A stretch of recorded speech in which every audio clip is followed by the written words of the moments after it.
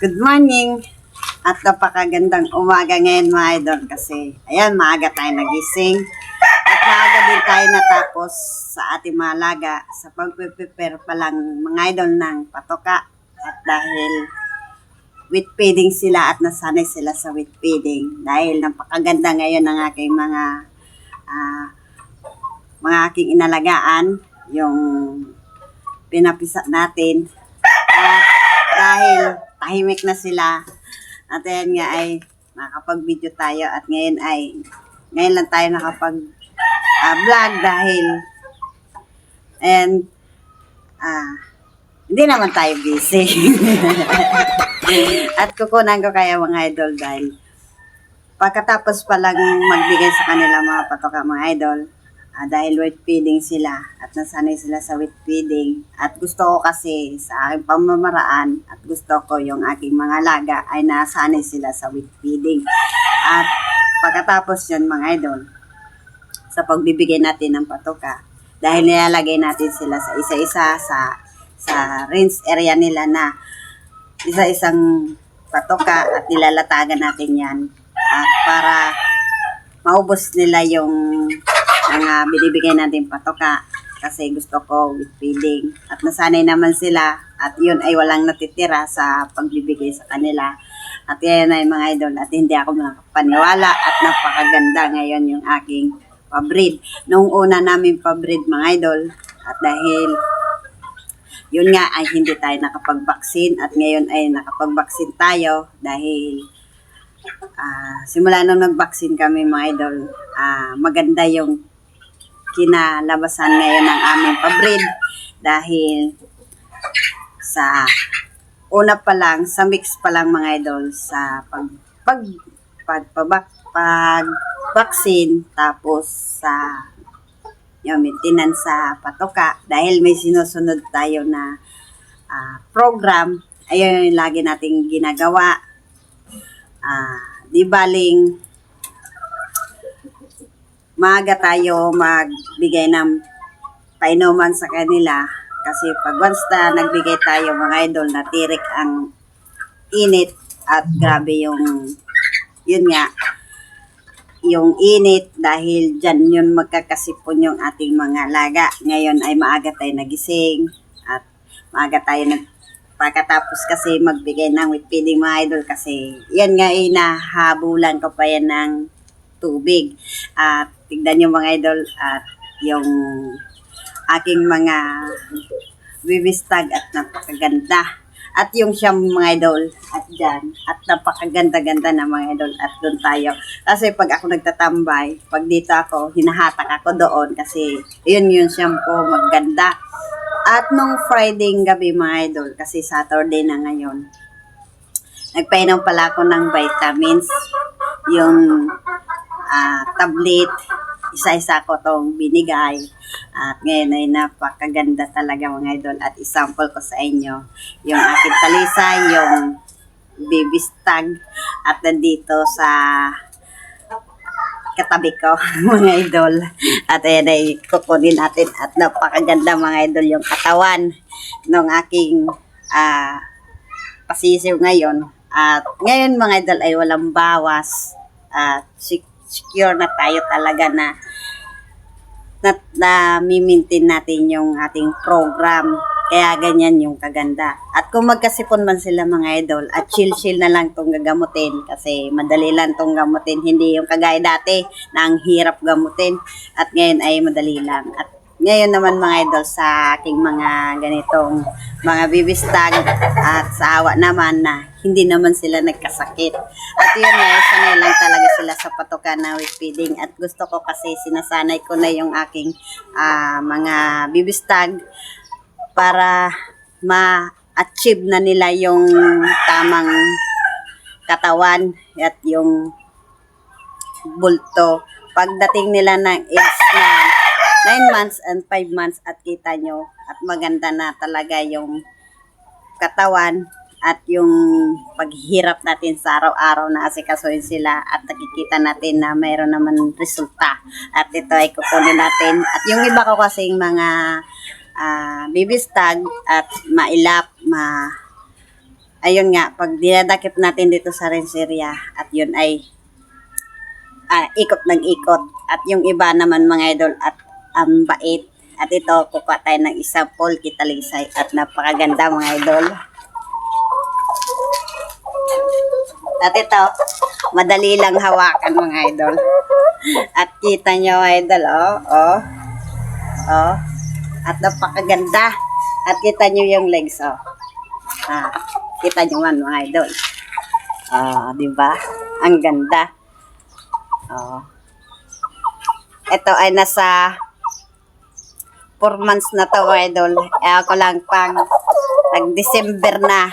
At dito na natin makikita na talagang papunta na sila sa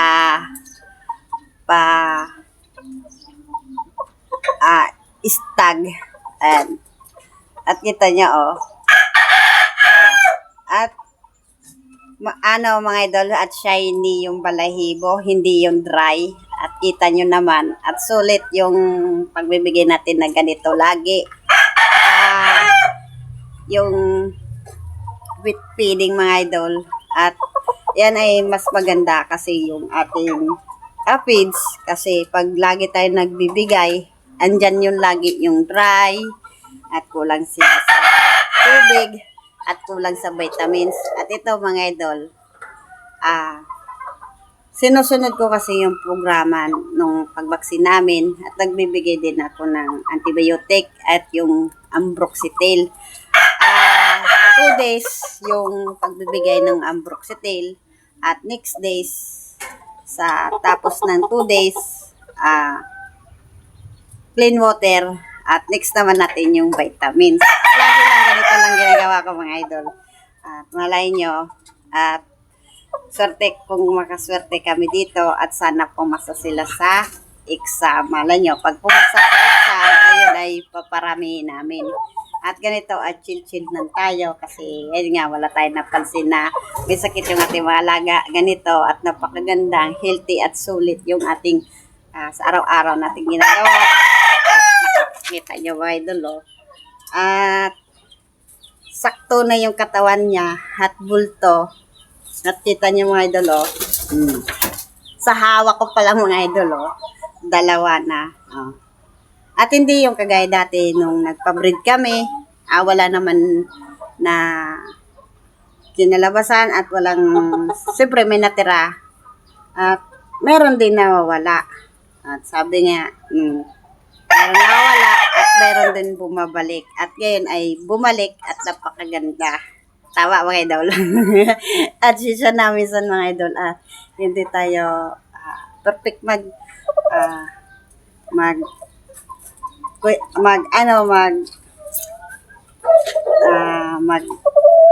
translate ng mga kung anong dapat dito sa ating mga manok. Basta ito lang ang aking experience sa kung paano natin alagaan. At ngayon mga idol at nakuha ko na yung tamang pag-alaga. At ayan ay kahit hindi na isipin natin yung pagod. Tapos umaga pa lang sa super dami nito. At ganito yung ginagawa ko pag umaga. Isa-isa kasi nilalagyan yung patoka nila na with feeding. At ganito naman kasulit. Diba? Gwapo. At ito ay maraming gagawin dito. Pwede din natin itong maging materials. Pag nag-breed tayo, marami tayong pagpipilian na pwedeng pag-breed. At gaya naman mga idol sigal, 5 na yung itlog niya. Tuloy-tuloy lang sa pagbibigay natin ng breeder pellets at tapos yung vitamins at hindi lang bugbog sila sa antibiotic at mas maganda yung bugbog sa vitamins yung ating binibreed. At ganon mga idol pag nakuha niya yung mga sisig, yung anak niya, pag nakapisa, at least healthy.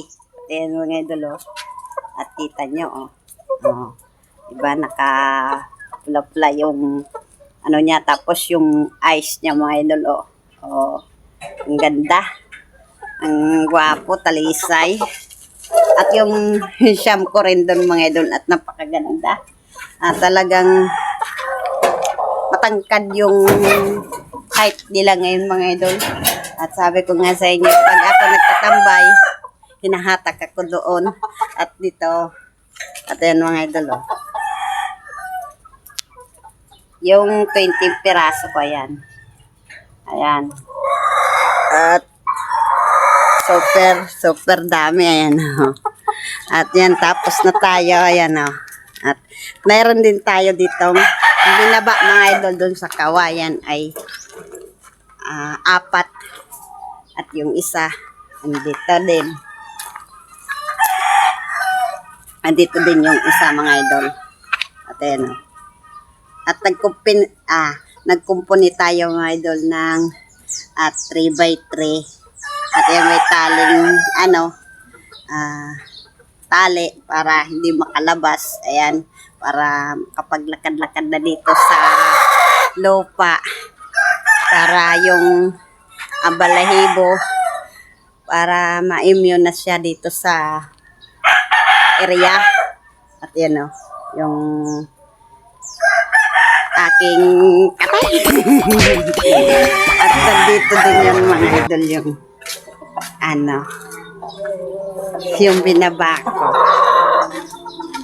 At ayun mga idol. At ayun, oh, yung binaba ko. At ang ganda. At nag-ano na yan mga idol, nagtutumang-tumang na yan. Nag-aanoan na.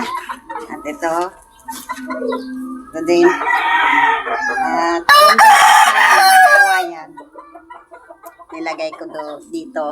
At meron pa naman tayong 3x3. At ito ay dati na to. Yan sa 20 piraso to.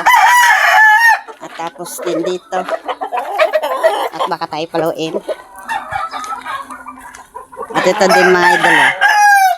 At ayan din, oh. Kita nyo mga idol. Ayan, oh. Ito sa 20 ko. Tapos ito din sa 20. Ayan. At hindi nyo makikita. At kasi may at may kanin pa, oh. Nilagay ni Milo ng kanin. Hindi nilagay dun sa loob. Mas napakaganda din yan mga idol yung kanin. Kasi din yan. Pagka dagdag din yan ng bulto ng katawan. At ayan mga idol, at ito tayo ng sample at napakaganda nito.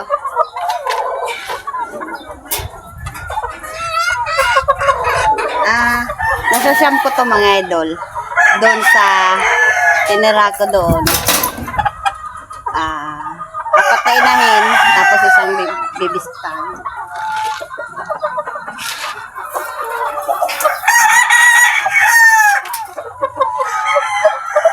Kita nyo mga idol, oh.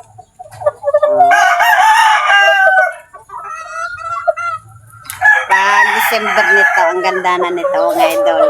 Katawan, oh.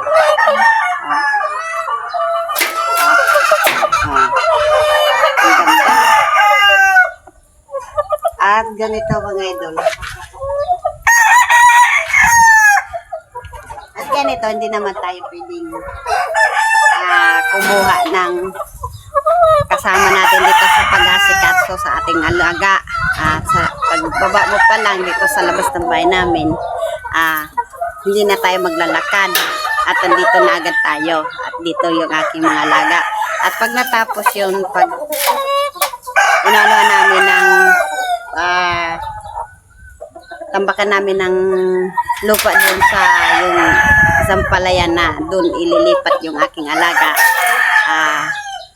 gawin na lang natin, gumising na lang tayo ng umaga at isa din yan sa ating exercise at nag-routine din sa ating manukan. At basta masasabi natin na maasikaso natin yung ating alaga, tama. At papawisan na tayo. At ito din yung aking bangkas. At example lang ito at napakaganda. Sulit yung pagod kapag asikaso natin kung ganito yung ating kagaganda yung ating alaga. Ayan, kita nyo mga idolo. At kunin natin. At ganito mga idol, ang ganda. Oh. Pareho lang silang katawan mga idol. Itong kinuha kong ano, ito, hindi to nila kapatid. At ano to ni Bangkas. Yung tatlo, bali pang apat to mga idol. So, kita nyo naman, no? Katawan pa lang. At ano ko na to, nilagyan ko na to ng singsi para di pala tandaan mga idol. 4 months. At lalo na kung nagano na to mga idol, December, ang ganda na ng katawan. Kita nyo, solid ha. Bapo. At dito ako hinahatak lagi mga idol kasi napakaganda yung aking mga sila breed. At meron pa tayong kukunin mga idol, isa na lang. At ito din ay gustong gusto ko rin to. Gustong gusto ko rin itong manok na ito. Kasi yan ang kikintab ng kulay niya mga idol. At ganito talaga yung kalabasan na wheat feeding. Ito, kita nyo, oh, tapang na. Oh. Tapang na. Katapang na mga idol.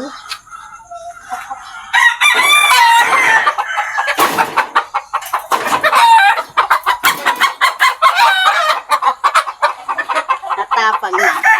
Tapos, kukuha pa lang, ano na, nakita niyo idol. At pinalo agad yung kamay natin. Kita niyo mga idol, ang ganda oh. At kunting-kunting ano na lang to. Kunting kimbot.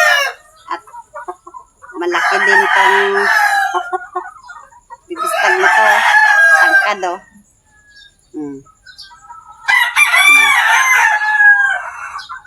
Parang ano din mga idol, asin.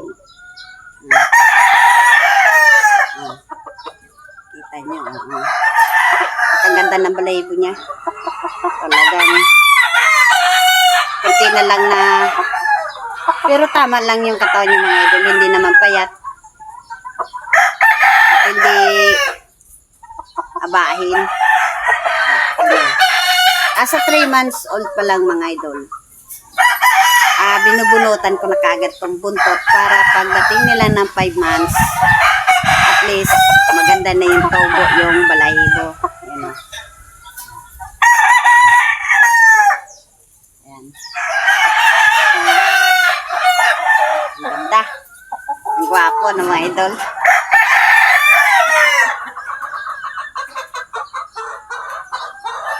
At tapos ito din yung ito din, no? Ano? I don't know. Wala yung muka. Ano? Ang gwapo. Ganyan yung diskarte ko sa pag-asikaso dito. Ang idol ng aking sorry. Asikaso ng aking alaga. Pawisan tayo. At yan yung si Bangkas. At ang gwapo din ni Bangkas. Ayan o. Yung Bangkas ko mga idol.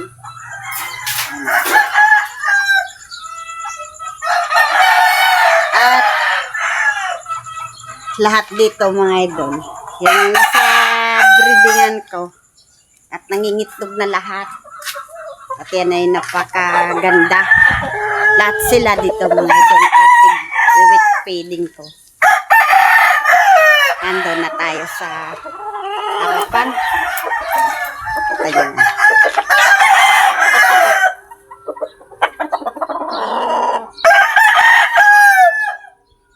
At hindi dry yung balahibo nila mga idol. At meron din ako dito palisay.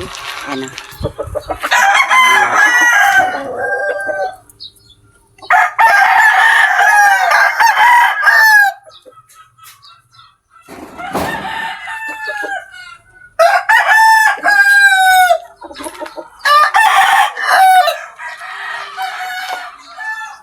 Dito na tayo sa harapan. At dito pala mga idol, ubos na yung oras mo dito sa aking mga alaga. At dito sulit naman yung pagod yung pag-asikaso natin. No? Si Choco. At yon yung aking yung gal mga idol. At napakaganda yung katawan. At yung gal natin. At kukunin natin mga idol. Napakaganda yung ganitong broodcock na i-breed natin na hindi dumaan sa sakit at hindi din na nagbe-breed tayo kung may sakit dyan, nagkaroon ng sipon kasi pag nag-breed tayo na nagaling sa sakit yung ating broodcock, magiging kalabasan yan ng ating mga sisiyo at dyan din ay magkakasakit. At ito ganito naka-healthy at ang gwapo, aking gal. Pag hinawakan naman mga idol at hindi naman pilyo, hindi yung kagaya ng iba kong mga stag na grabe ang pilyo at namamalo ng kamay. At gusto ko kasi mga idol pag ako nagpapainom ng vitamins, gusto ko gabi para pagdakip natin, biglain lang natin at hindi na mamalo. At pag araw kasi mga idol, pag tayo nagbibigay ng vitamins at lalo na nagbibigay tayo ng injectable, dyan din tayo narorogado pag palo pa lang ng paa ng ating alaga. At dyan ay masakit sa kamay. Pag gabi, kukunin mo lang, relax yung manok sa pagbibigay ng vitamins. At ganun lang yung diskarte kong ginagawa mga idol. At ito, kukunin natin si Gal kasi ang pogi. Gal.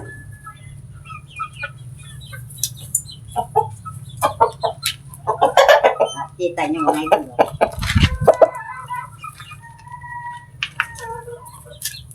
Hawak pa lang mga idol.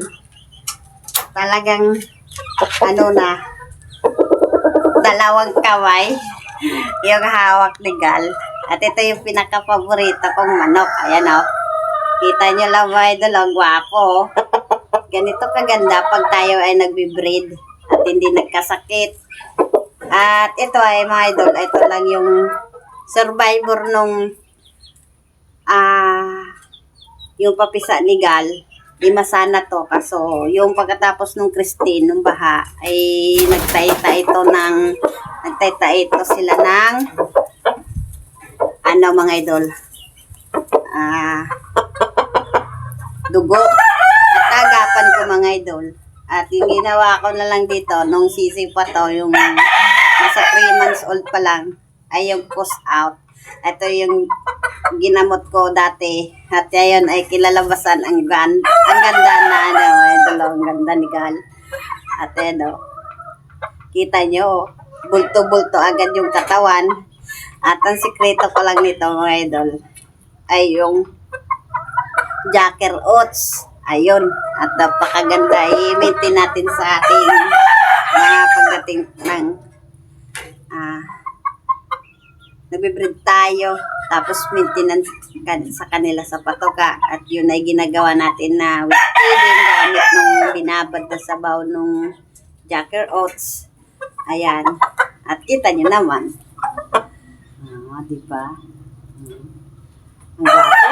Ito lagi ko yung hinahawakan kasi hindi pilyo. Pero sinadya niya dito, pinalo. Ako hindi. At kita nyo lang mga idol, oh. Pogi. At gusto namin mga idol, pag kami nagbe-breed at ganito ang palong, hindi namin inalisan kasi para yung pag nag-breed tayo, para pogi yung ating broodcock. Ayan. Pag ganito kaganda mga idol, next year yung aking alaga, ang gwapo siguro. Ini-imagine ko na pag nandun na sa bakanting lote at pag yun ay naasikaso na ini-imagine ko na ang ganda pag nakarating. Buwelo, yung lakad-lakad natin at maglalagay din tayo doon ng kubo. At doon ay, basta ini-imagine ko na mga idol. Pag ito ay magandang kinalabasan ng aking mga alaga. Gusto ko, kung ano yung ginawa ko kigal, gusto ko ganito din yung aking mga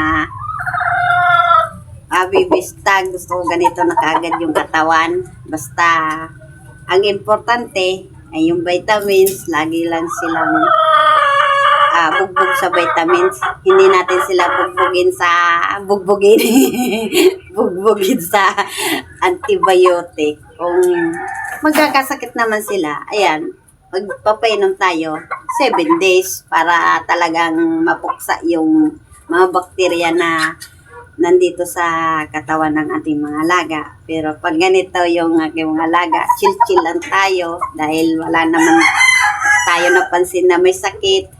At ayun nga, kahapon bumili na naman ako ng 3 sako na patuka kasi grabe na yung pagbibigay ng patuka sa kanila aga hapon yung pagbibigay ko. Tapos pag linggo naman mga idol, fasting sila. Maganda yung ating mga laga na pinapasting din natin linggo. Hindi ako nagbibigay ng patuka. Ang ginagawa ko na lang mga idol ay nagpapainom na lang ako ng vitamins. Tapos pag nagpainom tayo, tanggal agad kasi ayan, naglalaro na sila sa tubig. Tapos siyempre yung tubig, tumutoka sila sa lupa, ayun ay nagkakahalo na puti. Kaya kailangan din natin tanggalin at baka din sila dyan magkaroon ng bulate. At ganito kaganda mga idol, hindi pa naman to pupurgahin kasi magpupurga tayo katapusan na ng July. Ganun lang mga idol yung aking diskarte na ginagawa dito. At napakagwapo. At ini-imagine ko rin mga idol. Abala ko rin kasi siyempre wala naman masama na hindi tayo mangarap. At nangangarap din ako na magkaroon ng tarpaulin. Kasama dito si Gal. Ayan o. At ganito kaganda. Tamang-tama mga idol. At ito si Gal ay ano na lang namin to. Manador. At ito ay aming materials kasi napakagwapo. At ganitong katawan mga idol, feeling nyo lang napakalaki. Pero pag hinawakan nyo mga idol, ang gaan, hindi mabigat. At ganito mga idol, hawak ko si Gal ng mga ngawit na agad yung braso ko. Kasi mabigat. Kasi hindi naman talaga si Gal na mabigat. Pero nagkikilo to mga idol ng 2 kilo 1/4 si Gal. Dahil yung Jackie Roots mga idol at nagpapagaan din to sa ating mga alaga na ganito kaganda. At tignan nyo mga idol nanuka naman pero dyan lang sa natin na damit. At hindi pilyo.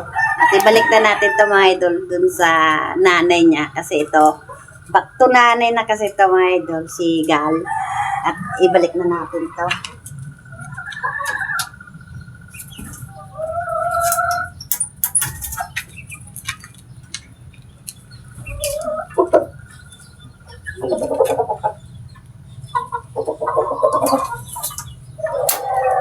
At ayan mga idol.